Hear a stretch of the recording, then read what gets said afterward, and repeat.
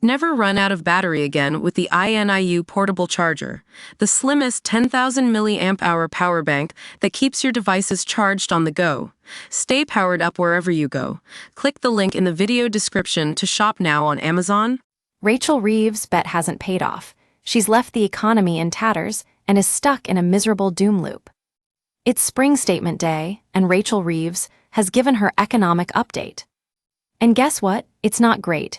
Growth for this year has been slashed in half. The buffer that the Chancellor put in place in October to protect her against global instability, to keep the books balanced, has been wiped out. It's a £14 billion hit to the economy. Now, the Chancellor tried to put a brave face on things, but frankly, the whole government bet of relying on growth to avoid having to slash the size of the state has crumbled. It's in tatters. The growth figures are in. The economy will grow by just 1% this year. That will go up to 1.9% next year, and by 1.8% by the end of the parliament. That is not enough for the government to avoid tough and harsh decisions. Key announcements in the spring statement. No new tax rises. The Chancellor ruled out further tax hikes and pledged to crack down on tax avoidance, aiming to raise an extra 1 billion. Growth downgraded for 2025. The OBR halved its GDP growth forecast for next year from 2% to just 1% growth boost from planning reforms. New housing policies expected to raise GDP by 0.6% over the next decade. House building surge, 3 million homes expected over 5 years, with construction hitting a 40-year high. Pound 2 billion extra for defense, additional funding confirmed to help meet the 2.5% of GDP defense target.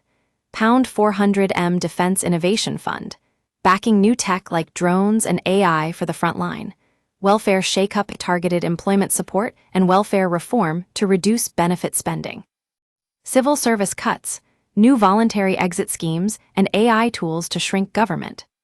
So how is she going to pay for it? Well, £6 billion was slashed from government department budgets. That's going to be quite painful for some of them. And then a £5 billion slashing of the welfare bill. Now, some people are saying that's not even enough to touch the sides of Britain's bloated benefits payments. But already, politically, the Chancellor is in a very, very tricky position because Labour MPs don't want to touch it anymore. That's going to make a collision course with her own party. Everywhere you look in this update, there's grim news.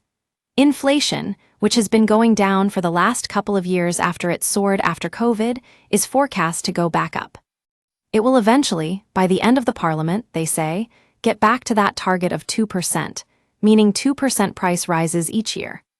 But we're looking at 3% by the end of this year. That's going to hurt as well. Is Rachel Reeves essentially now just in a bit of a doom loop?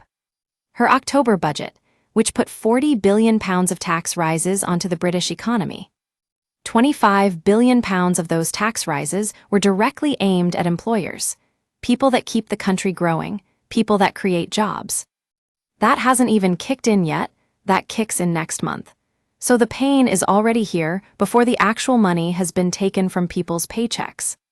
She increased borrowing by £30 billion in November, and in the small print of this OBR document, it says she's going to increase borrowing by an extra £17 billion.